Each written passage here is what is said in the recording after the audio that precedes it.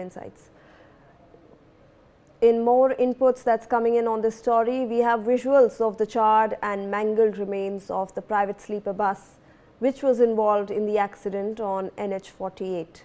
The Superintendent of Police of Chitradurga district, Ranjith Kumar Bandaru, has clarified that so far the death of only 5 persons has been confirmed. So that's the latest that we are getting for you right now. Joining us on the broadcast is Ashok K.M. Gowda, the BJP spokesperson. Thank you so much, sir, for joining us on the broadcast. Sir, a very tragic incident is coming out from Chitradurga. We've lost many innocent lives, but we are seeing a recurring pattern over here. We also had an auto expert just before you come and say that the government needs to ensure that there is safety on the roads, on the national highways as well. Definitely, because see, in the past also we have seen several incidents which happened. And in fact, to be very honest, we have lost a very close, dear family friend also during, somewhere during, it was in 95. The same Mumbai to Bangalore, they were coming and they were all college students. And because of the road accident, we had to lose around 35 young engineers then. And one person happens to be our close family friend who was also our neighbor. So such tragic incidents have been happening in India, but very unfortunate that our IRC code, even though it is there in the law, in the code book, we are not able to get into the ground and implement a lot of things. That is on the technical part of it. And now coming a few months back, there was while coming from Hyderabad, the bus was coming to Bangalore, and near Kurnool there was a road accident, and similar kind of road accident where the bus got burnt down and a lot of lives were lost. Similarly, today also, like from Bangalore to Gokarna, the accident has happened. Whether it is a technical error or whatever the error has happened. But our question is very simple, and this thing that what kind of a measures do the governments have to take now, whether it is the state government, transportation department, or the officials, police department, have to take immediately, and in the coming days.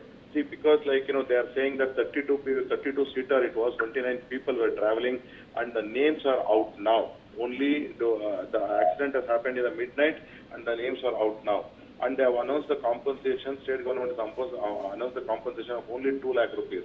Is it enough for a life, for a 2 lakh rupees compensation? And that all these things are the part where the state government needs to answer. And unfortunately, no sitting minister has visited, except for the D. Sudhakar, who also happens to be from Hiriyur, and probably today is a government holiday, probably was there. That is the reason that he has gone. And CM or the transportation ministers have only reacted, but they are not planning to visit. And transportation minister in particular, Ramlinga Reddy, last time when the Kurnool bus accident happened, he said we are going to take a lot of measures so that this kind of fire accidents will not happen in the bus. But no, nothing seems to have happened because it continued, and whatever has happened, it's a very tragic and very unfortunate thing. That too on a festive day, wherein a lot of people are celebrating the festival, and we BJPites are celebrating Good Governance Day, and this is very, very unfortunate situation. Absolutely, sir. And when we are looking at this, sir, preliminary investigations are still ongoing. We've lost a lot of innocent lives, sir, and like you have been mentioning, such accidents are reoccurring. What do you think is the solution to prevent such things?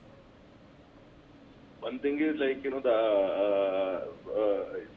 on the road, there has to be measures which have to be taken. IRC code has. In fact, I have studied a little bit of IRC code. I'm not going to say that I've gone through all the code books because I don't practice highway engineering, but I've studied the IRC code. A lot of seems to be there in the IRC code, and our roads, in specific national highways, are made according to the IRC code, but in the other roads are not made. But to the IRC code, the same thing with the bus standards and bus safety, or all these people who are running the transportation.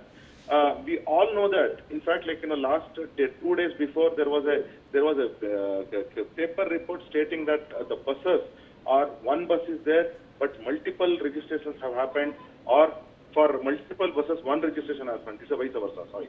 So things are happening, and inside the bus, the anti-fire system is not set up. Most of the buses do not have that, whether it's a nitrogen gas cylinder or the certain safety measures. All this should have been installed, so that immediately when the fire catches, for whatever reasons, XYZ reasons, immediately there should be something. And even the fire stations, number of fire stations should increase, patrolling should increase, and the people who are drunken driving, especially truckers, they should be stopped somewhere, and the CCTV camera should be installed so that the truck, when it is moving, or anybody who is moving on a wrong way, or even if he is asleep, so that the cameras can identify and patrolling vehicles can go and stop those things. So all these measures should be taken, which is apparently not in the code book, but definitely all these things need to be, because in practicalities, code book speaks only about the engineering concepts, but behavioral concepts is not spoken by the code book. So the psychological behavior of a human being should be understood by the governments, and appropriate rules should be made. And I feel that, patrolling and CCTV cameras are the solution, the way forward for more safety, and fire safety norms, if the buses are following, and the buses registration should be relooked by the Department All of right. Transportation. Thank you so much, sir, for joining us on the broadcast and providing us with those inputs. In fact, let me take you across a frame-by-frame play of what exactly happened in that accident, what